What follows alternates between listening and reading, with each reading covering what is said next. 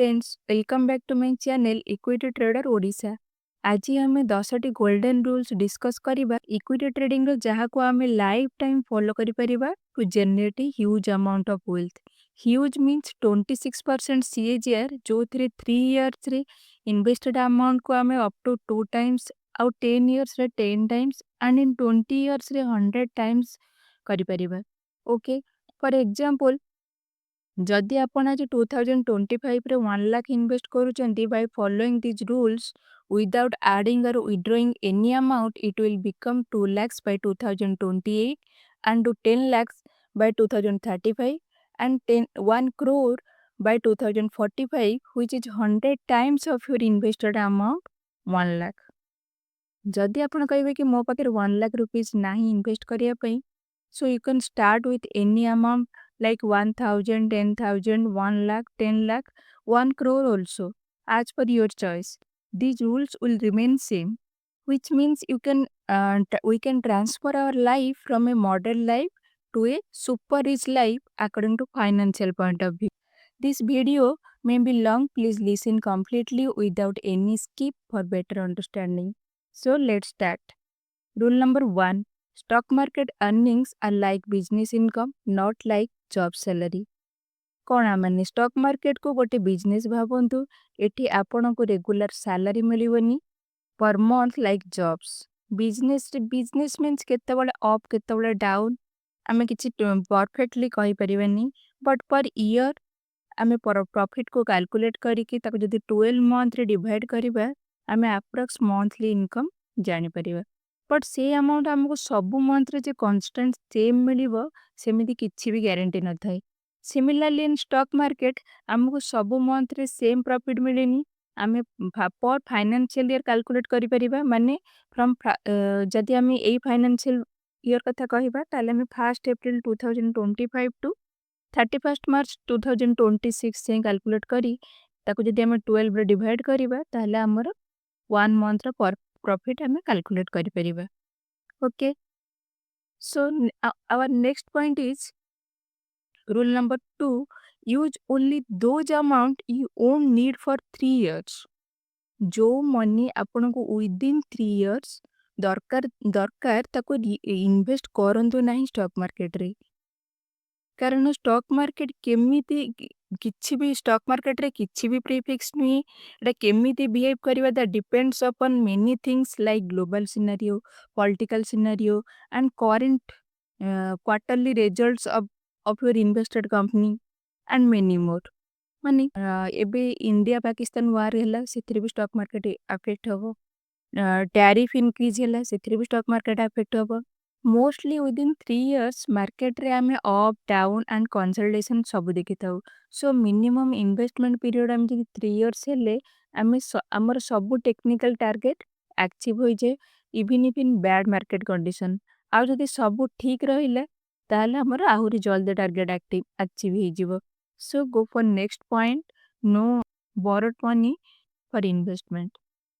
Means केबे भी borrowed money invest करंतु नाही स्टॉक मार्केट रे। Not only in stock market, जो भी बिजनेस रे बोरोड मनी रे स्टार्ट होई थाए से केबे भी सक्सेसफुल हुएनी कि प्रॉफिटेबल हुएनी। Like Vodafone Idea, Kingfisher, SpiceJet and many more companies. सब बड़े निजर ओन मनी की इन्वेस्ट करंतु जोटा कि not required with in 3 years. देखंतु जदि आपण भाबिबे कि मु जनकठारु मनी आनिबि कि बैंक रु लोन रे मनी आनिबि आ सेतिर 20% इंटरेस्ट स्टॉक मार्केट रु मु इनकम करि देबि आ 10% रिटर्न कर देबि आ 10% मोर प्रॉफिट हे जिवो। तो कोन प्रॉब्लम हेबो जदि मार्केट आपन को फॉर रे फेवर रे गले तो सब आपन को टारगेट अचीव हे जिवो। आ जदि कोनोसी भी कारण रु मार्केट डाउन गला तो ଆପଣ ଗୋଟେ ଷ୍ଟ୍ରେସରେ ଆସିଯିବେ, କ୍ୱିକ୍ ମନି ଚକ୍କରରେ ବ୍ୟାଡ୍ ଡିସିସନ୍ ନେବେ, ବ୍ୟାଡ୍ ଆଭରେଜିଂ କରିବେ କି ପେନି ଷ୍ଟକ୍ସ ବାଇ କରିବେ ଜଲ୍ଦି ମନି ଗ୍ରୋ କରିବା ପାଇଁ। ଆଉ ଯୋଉ ଫଳରେ କି ଆପଣଙ୍କର ପଡ଼ିଯିବେ, ପ୍ରୋବ୍ଲେମରେ ପଡ଼ିଯିବେ। ସେଥିପାଇଁ ଯଦି ଆପଣଙ୍କର ଓନ୍ ମନି ହେଇଥିବ ତ ଏଇସବୁ ଅସୁବିଧା ଆପଣଙ୍କର ହେବ ନାହିଁ।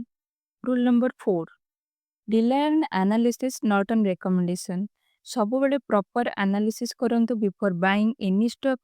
କାହାର ରେକମେଣ୍ଡେସନ୍ କି ଟିପ୍ସରେ ବାଇ କରନ୍ତୁ ନାହିଁ। ଯଦି ଆପଣଙ୍କୁ କିଏ କହୁଛି କି ବାଇ XYZ ଷ୍ଟକ୍ସ, ଦେନ୍ ତାକୁ ପଚାରନ୍ତୁ କି ମୁଁ କାହିଁକି ଷ୍ଟକ୍ ବାଏ କରିବି? ଯଦି ସିଏ ତାର financial reasons, technical reasons, business reasons କହିପାରୁନାହାନ୍ତି, ଦେନ୍ ଡୋଣ୍ଟ ବାଏ।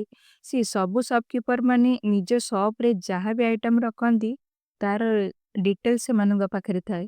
ସିମିଲାରଲି ଆମର ପୋର୍ଟଫୋଲିଓ ବି ଗୋଟେ ସପ୍। ଏଠି ଆମେ ଷ୍ଟକ୍ସ ବାଏ କରୁ ଆଉ ସେଲ୍ କରୁ। ଆମ ସପରେ ଆମେ କୋଉ ଷ୍ଟକ୍ସକୁ ରଖିବା, ତାର ଡିଟେଲ୍ସ ଆମ ପାଖରେ ରହିବା ନିହାତି ଦରକାର।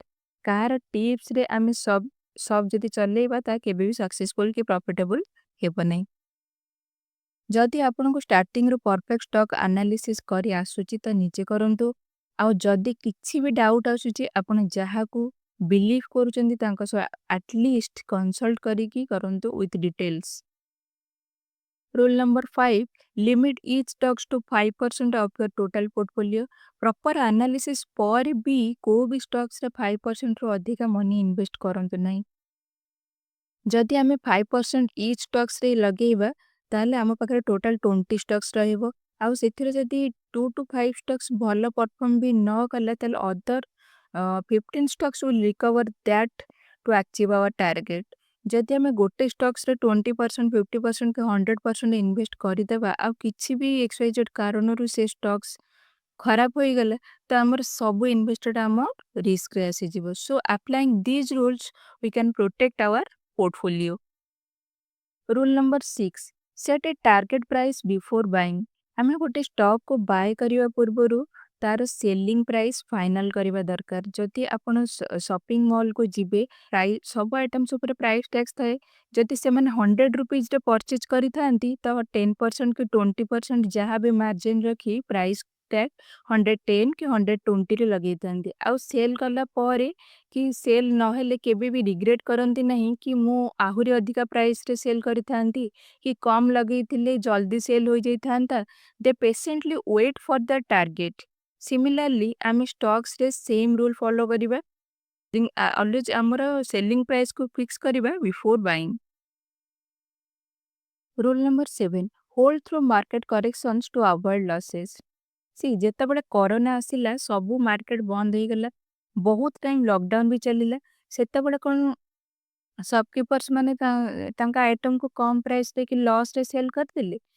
से माने वेट कले पेशेंटली, देन जितले मार्केट ओपन होला तो से माने को टारगेटेड अमाउंट रे सेल करली। सिमिलरली इन स्टॉक मार्केट जितेबेले मार्केट रे करेक्शन आसुची, किछि भी पैंडेमिक से आसुची कि किछि भी एक्सटर्नल रीजन रो कोनोसी भी कारणर मार्केट डाउन जाउची, आपनको स्टॉक रे पर्सनली किछि इश्यू नाही, मार्केट जोगु ही आपनको स्टॉक्स डाउन जाउची, सेतेबेले आपण पेशेंटली होल्ड करंतु आउ टारगेट आसिले ही सेल करंतु, ना कि लॉस रे सेल करि दियंतु। Rule number 8, don't regret selling if prices rise afterwards.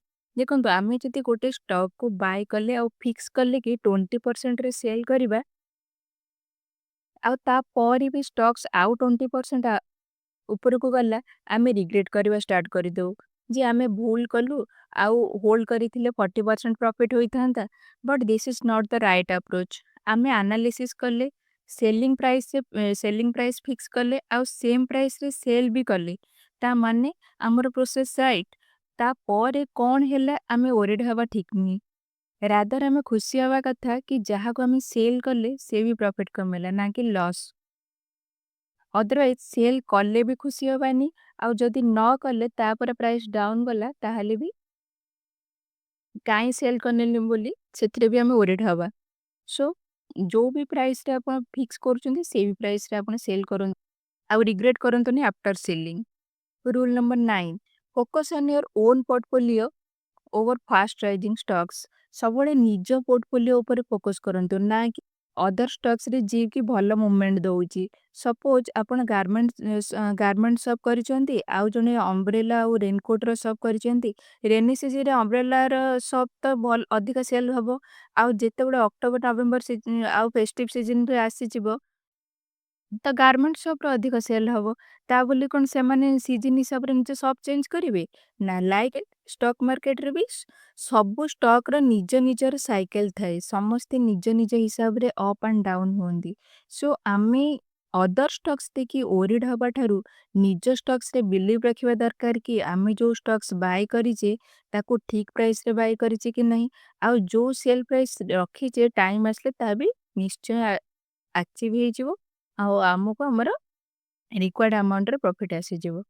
Show ଆମେ ଅନ୍ୟ ଷ୍ଟକ୍ସକୁ ଦେଖିକି କେବେ ବି ୱରିଡ୍ ହବାନି କି ଏ ଷ୍ଟକ୍ସ ବଢ଼ିଗଲା ଆମ ଷ୍ଟକ୍ସ ବଢ଼ୁନି। So don't do that. Rule number 10, reinvest earn profit back into the stock market.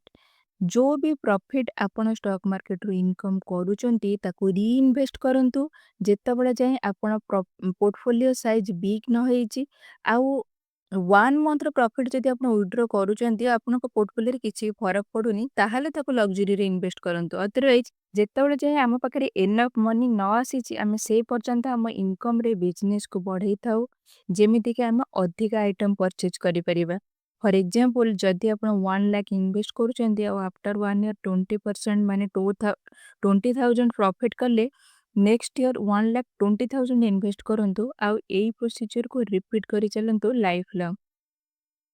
आउ जेतेबेले बिजनेस आपण बुझी जिवे कंप्लीटली ताको life long as it is follow करंतु लाइक अदर बिजनेसमैन डू।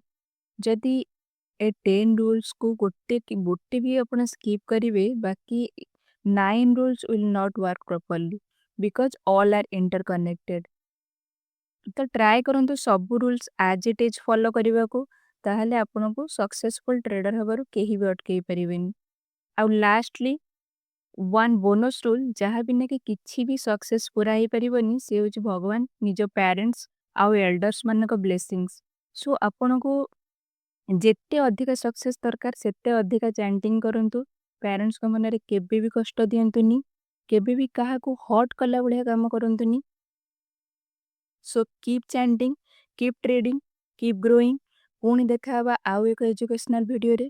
वीडियोटी को पेशेंटली कंप्लीटली देखिथिबारु अनेक अनेक धन्यवाद। केमिति लागिला निश्चय कमेंट रे जणेबे। आउ जदि वीडियोटी भलो लागि थाए please do like share and subscribe. जय जगन्नाथ।